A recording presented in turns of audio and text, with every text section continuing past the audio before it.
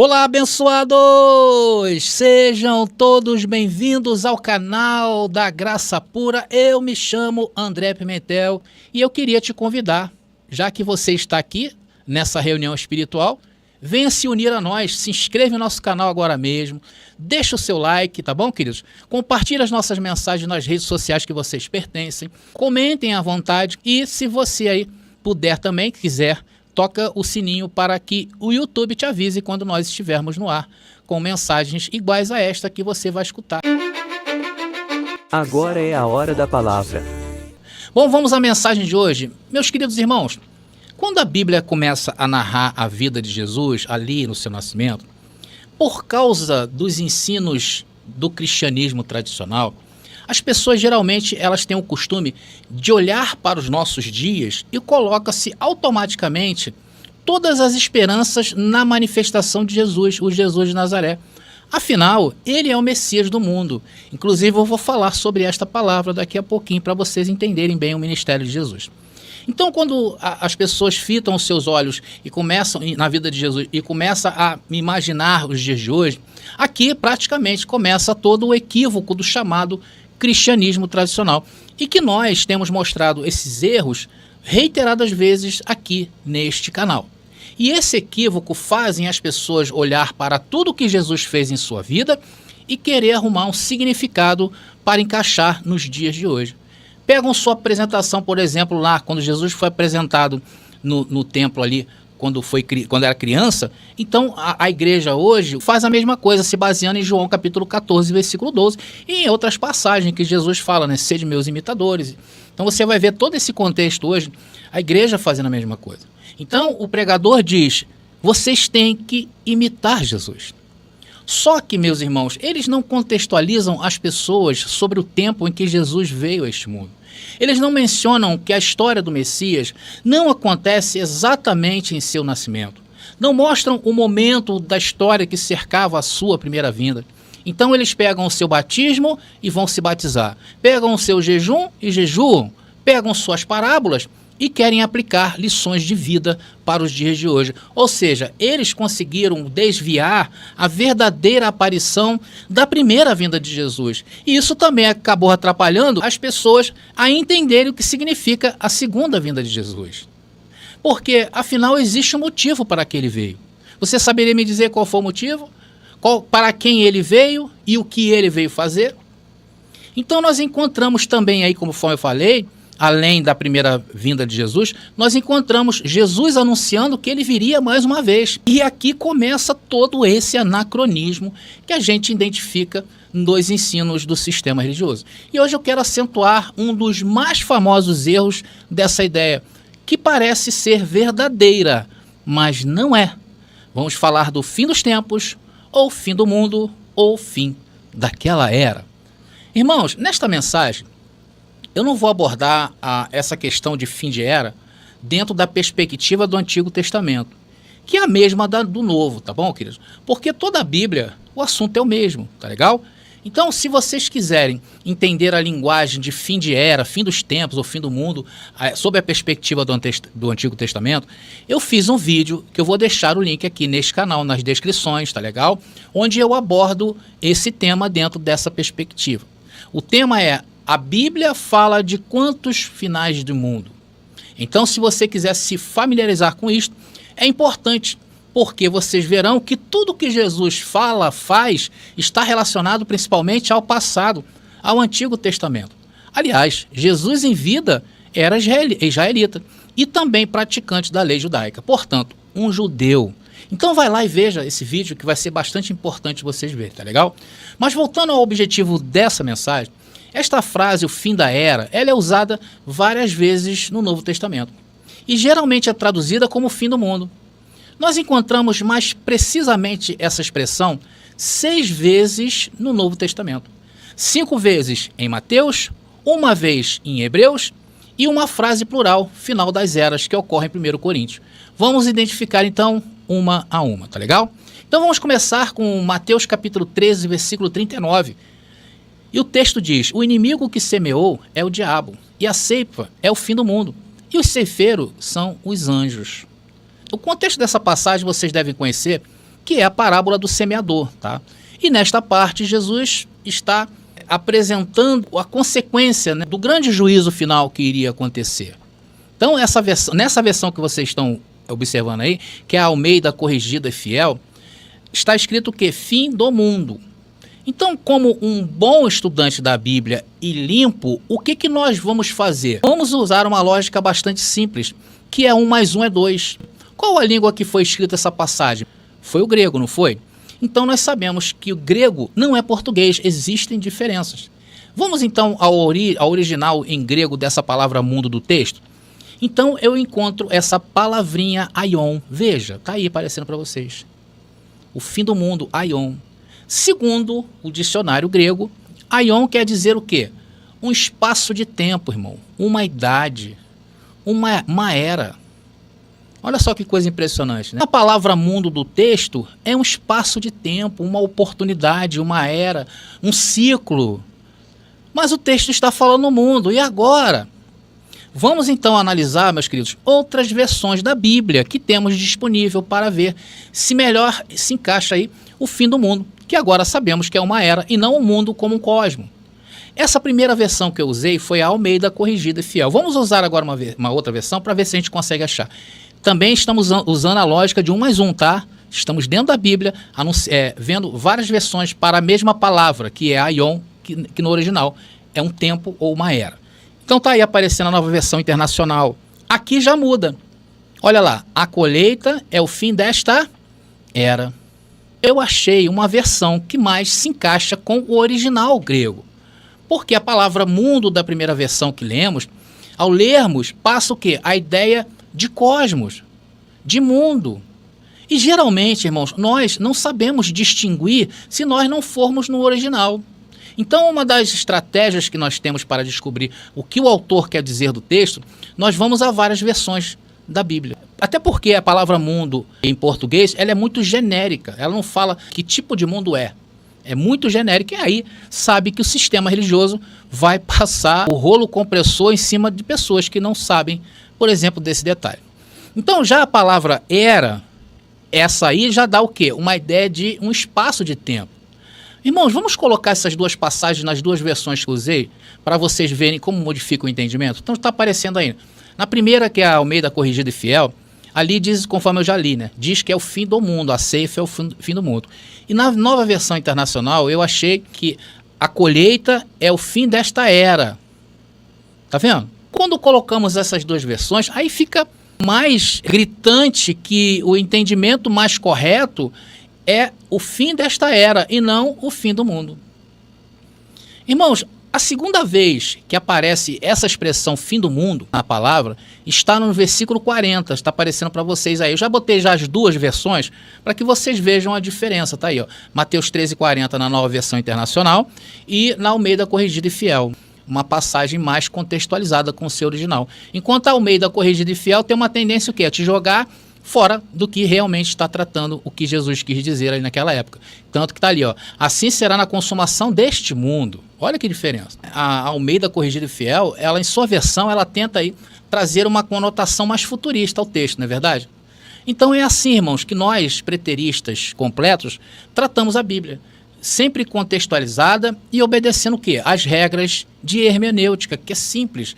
Irmãos, 1 mais 1 é 2.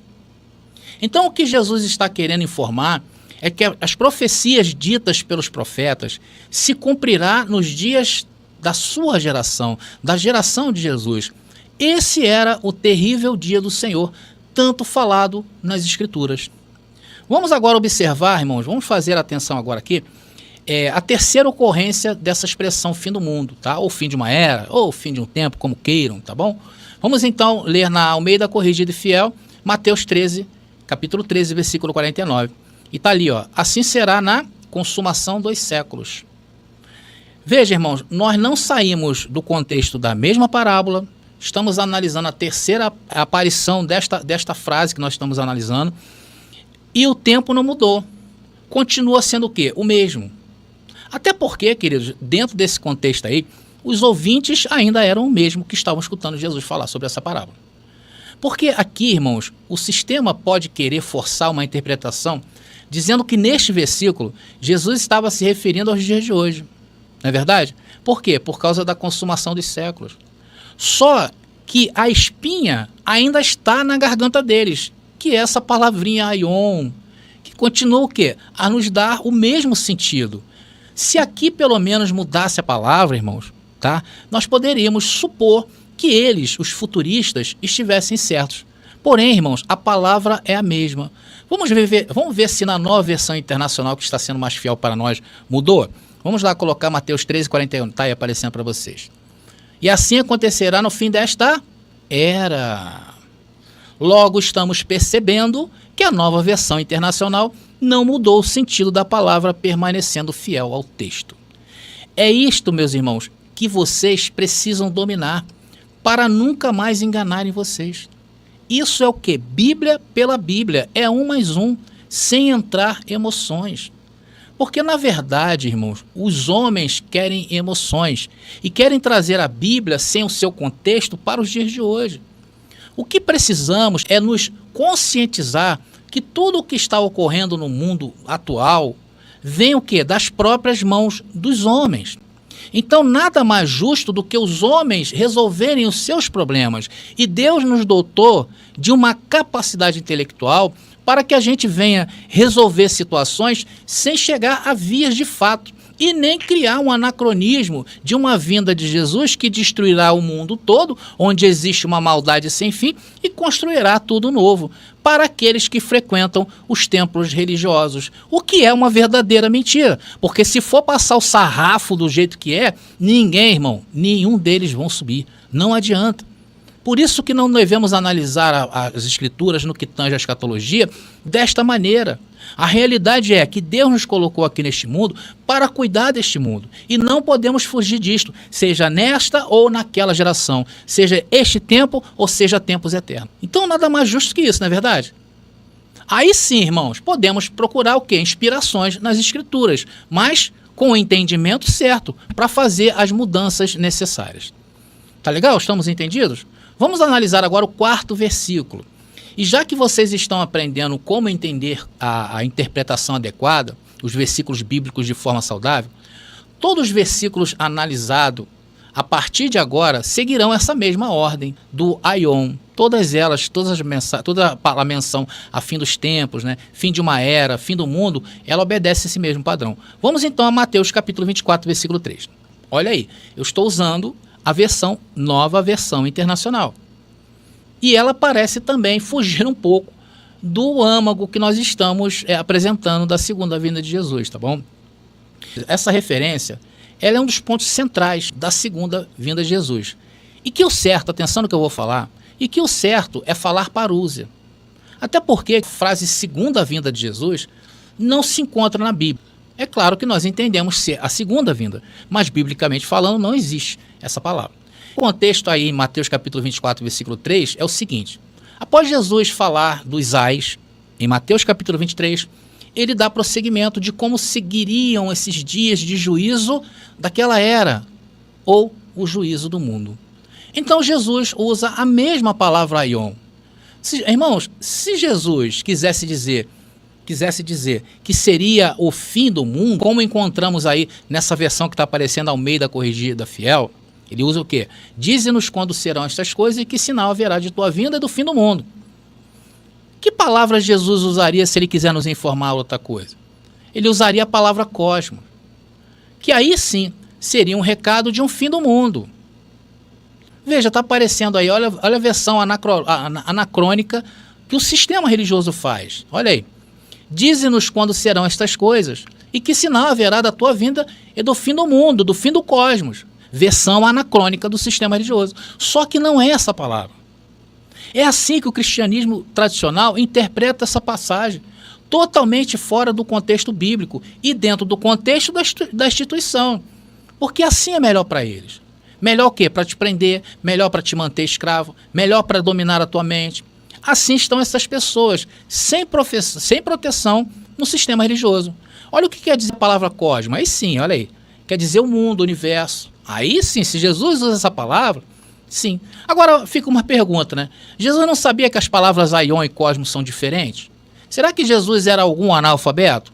Claro que não, né, meus irmãos? Mas é assim, e infelizmente, que o sistema religioso define essa situação que Jesus não sabia o que estava dizendo. Agora os pastores sabem, né? Então vocês estão vendo como passa a ser fácil e altamente significativo interpretar as escrituras dessa forma, dentro do seu campo, dentro do seu contexto? Aqui o que? Se valoriza a Bíblia e não a instituição chamada igreja. Essa é a verdade. Mas vamos ao 5º versículo que está agora em questão, que é Mateus capítulo 28, versículo 20. E novamente eu apresento aos senhores as duas versões, tá aí aparecendo para vocês. Tá ali a versão Almeida Corrigida Fiel, coloca o quê? Até a consumação dos séculos. E a nova versão internacional já usou até o fim dos tempos. Ela começou a maquiar. Porque, a bem da verdade, moço, a questão seria o fim da era, ou o fim das eras, tá? Então vocês começam a observar que as duas versões dão um entendimento real de fim do mundo. Uma coisa que seria eterna. E o contexto seria o quê? A ordem de Jesus batizar. Jesus aí em Mateus capítulo 28, o contexto era que Jesus estava ensinando aos seus discípulos quais seriam os procedimentos dele até a sua vinda. Então aí também está incluído a questão do batismo. Sendo, irmãos, que o batismo ele se torna temporal. Por quê? Porque foi até a segunda vinda, foi até a parousia. E não é uma prática por toda a eternidade. Por isso, irmãos, que ao conectar essas passagens com a sua interpretação real, torna o quê? Algo mais limpo, algo mais saudável, algo mais inteligível. Então você consegue identificar, quando você usa essas armas teológicas, as armas da hermenêutica, você consegue identificar o que foi temporal e o que de fato seria atemporal, fora do tempo, uma coisa que serviria de gerações em gerações, como é Eclesiastes capítulo 1, versículo 4, que a terra permanece para sempre, o que acaba o quê? São as gerações, geração vai, geração vem. Nas duas versões, o que nos salva de uma descontextualização daqueles dias é a palavra aion, que continua sendo a mesma. Então vamos consertar esse versículo, já o que nós estamos fazendo é certo? Vamos lá, então fica assim esse versículo de Mateus capítulo 28, versículo 20. Diz: ensinando-os a obedecer tudo o que eu lhes ordenei, e eu estarei sempre com vocês, até o fim desta era, o fim deste aion. Está aí a versão preterista completa. E a partir dessa forma de interpretação, vocês podem depois, se quiserem, estudar por conta própria, e eu incentivo vocês a fazerem isso, as outras ordenanças que a igreja pratica, que se diz ser uma ordem de Jesus, como por exemplo, a ceia, a apresentação de crianças, jejuns, subidas ao monte, vigílias, dízimos, tudo, meu irmão, para você começar a ressignificar todas essas doutrinas na sua vida. É preciso você ter esse entendimento. Mas vamos prosseguindo aqui e vamos agora a 1 Coríntios capítulo 10. Então ele usa a palavra no plural e que não modifica o seu entendimento. Como a palavra é a mesma e não nos resta outra interpretação que não seja a palavra aion, está aparecendo para vocês de novo aí, vamos então consertar esse versículo? Vamos lá? Então esse versículo, na melhor forma possível de se entender ele, ficaria assim: ora, tudo isto lhe sobreveio como figuras, e estão escritas para aviso nosso, para quem já são chegados os fins das eras. Esses textos aí, que ainda que estejam no plural, ele não quer dizer outra coisa, tá bom, queridos? Até porque, se nós formos classificar toda a história de Israel, desde a sua chamada em Abraão, nós vamos ver Israel passando por várias eras, vários ciclos. Israel, quando quebrava o contrato com Deus, iniciava-se um novo ciclo, ou então dava-se início ao fim daquele ciclo e o começo de outro. Vocês veem por várias vezes na história bíblica o Israel bíblico caindo o quê? Em cativeiro, sendo assolado. Por quê? Porque era a era de Israel. Então, quando fala aqui de término de fins das eras, era justamente o fim das eras da aliança antiga. Tá bom? Então essa ressalva aí é importante, tá legal? Nós fazemos as interpretações nossas, não é olhando para os dias de hoje e achar que essa geração de hoje merece a destruição. Porque, afinal, ouvimos falar de tantas atrocidades, não é verdade, cometidas nos dias de hoje, que acaba que a teologia simplista do sistema religioso, a escatologia, quer dizer simplista, nos faz cair neste erro, achar que isto tudo é para os dias de hoje, tá bom? Como nós somos preteristas completos, e não podemos usar narrativas futuristas, nós vamos o quê? Vamos para o passado, para entender o que o texto está querendo nos informar. Tá legal? Vamos então à última intervenção aqui, onde fala sobre a consumação dos séculos, fim da era. Vamos a Hebreus capítulo 9, versículo 26. E ali diz o texto: mas agora, na consumação dos séculos. Eu também coloquei as duas iguais aí, né? A nova versão também, para ver se dá o mesmo sentido. E a nova versão internacional diz ali: mas agora ele apareceu uma vez por todas no fim dos tempos. O mesmo argumento que eu usei até aqui, sem descontextualizar a palavra nevral do assunto, que foi aion, que é aion, aqui está como o fim dos tempos ou consumação dos séculos, é a mesma. Ou seja, em um período de tempo, em uma ideia. Inclusive em Filipenses, Paulo chega a usar que a vinda de Jesus estava à mão, algo que poderia se colocar à mão, algo que poderia se pegar. E isto tudo se deu o quê? Naqueles dias. Por que se deu naqueles dias? Existem vários versículos na Bíblia que falam para isto. Eu selecionei um aqui, que é Hebreus capítulo 8, versículo 13. Olha o que diz ali, o que Paulo quer, o que Paulo está nos informando. Olha ali. Dizendo: nova aliança envelheceu a primeira. Ora, o que foi tornado velho e se envelhece, perto está de acabar. Paulo está falando o quê? Que estava chegando ao fim de um aion e estava entrando um começo de nova era. Um começo eterno. Um começo onde, em relação à questão de escolha, como foi no antigo pacto a nação, e agora a nação ela é a nação espiritual, não somente uma nação, então a partir deste momento o homem sim viraria uma nova criatura. O texto está querendo informar isso aí, que aquela aliança feita com uma nação, a partir de um determinado momento, seria substituída por algo superior. Tá? É isso que Jesus disse, que seria o quê? Dentro de sua geração. Não dentro de milhares de anos, não dentro de já se passou várias gerações, desde a de Jesus até os dias de hoje. Irmãos, é claro que essa é uma pequena amostragem do que foi a vinda de Jesus, a parúzia, e que foi um evento para aqueles dias, e não nestes, como querem continuar aprisionando as pessoas o ensino do cristianismo tradicional. Aqui neste canal, por exemplo, eu tenho vários pontos da vinda de Jesus, porque a vinda de Jesus, ela existe em várias perspectivas, várias óticas, então eu apontei somente uma nessa mensagem.